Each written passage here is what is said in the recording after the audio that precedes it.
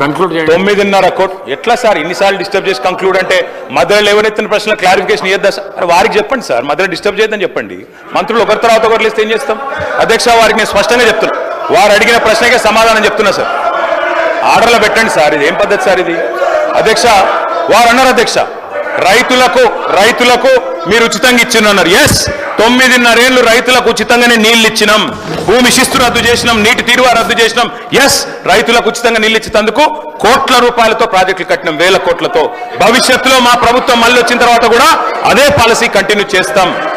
తాగునీరు ఉచితంగానే ఇచ్చినాం బరాబర్ రేపు మళ్ళీ వచ్చిన తర్వాత కూడా అట్లే ఇస్తాం అందులో అనుమానం అక్కర్లేదు మీరు నిజాయితీగా చెప్తున్నాం ఎస్ మేమెన్నడూ కూడా రైతుల మీద కానీ రైతుల మీద మాత్రమే కాకుండా తాగునీరు ఇచ్చిన కుటుంబాల మీద కానీ ఎన్నడూ అదనపు భారం వేయలేదు భవిష్యత్తులో కూడా వేయబోము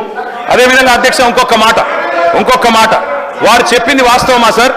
8 లక్షల కోట్ల అప్పని ఒక ఆయన అంటారు 10 లక్షల కోట్ల అప్పని ఒక ఆయన అంటారు మన ఆర్థిక మంత్రి గారు 6,71,000 మంత్రుల మధ్యనే సమన్వయం లేదు ఏం చెప్పాలో నెంబర్ కరెక్ట్ గా ట్రైనింగ్ ఇవ్వండి ముఖ్యమంత్రి గారు అధ్యక్ష నేను ఒకటే అడుగుతా ఉన్నా అధ్యక్ష విత్తనం వేసిన నాటి నుండి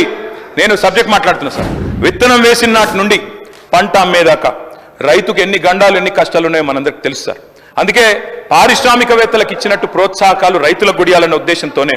ఆనాడెప్పుడో మహాకవి శ్రీశ్రీ గారు చెప్పినట్టు అధ్యక్ష పొలాలనన్ని హలాల దున్ని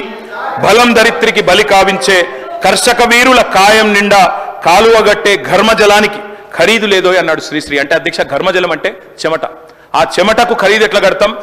రైతే కులమేదైనా ఆయనకున్న విస్తీర్ణం ఎంతైనా రైతే తెలంగాణలో కాబట్టే మేము వ్యవసాయ స్థిరీకరణ కోసం ఆనాడు పరిమితి పెట్టకుండా అందరికి ఇచ్చే ప్రయత్నం చేసినాం ఐటీ అని పాన్ కార్డు ఉందని ఐటీ ఉద్యోగులని లేదా పోడు పట్టాలని ఒక పంట అని తప్పించుకునే ప్రయత్నం చేయలే అధ్యక్ష కౌలు రైతులు ఎదురు చూస్తున్నారు ముఖ్యమంత్రి గారు మీరే చెప్పారు కౌలు రైతుకి ఇస్తాం రైతుకు కూడా ఇస్తామని స్పష్టంగా ముఖ్యమంత్రి గారు చెప్పినారు కౌలు రైతులు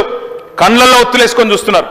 మాకు అసలు రైతులతో సమానంగా పైసలు వస్తాయని తప్పకుండా ఇవ్వాలని కోరుతా ఉన్నాం నాడు రేవంత్ రెడ్డి గారే చెప్పినారు బహిరంగ లేఖ రాసినారు మీరు 22 లక్షల మంది ఉన్నారు కౌలు రైతులని నేను ప్రభుత్వాన్ని అడుగుతా ఉన్నా అనుభవదారుడి కాలం పెట్టినారు నిన్న మీరు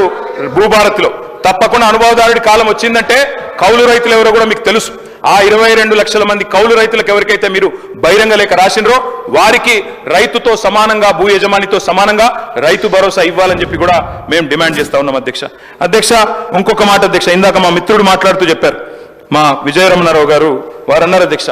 బోనస్ ఇచ్చినాం అని చెప్పినారు అధ్యక్ష ఇది అధ్యక్ష ఎఫ్సి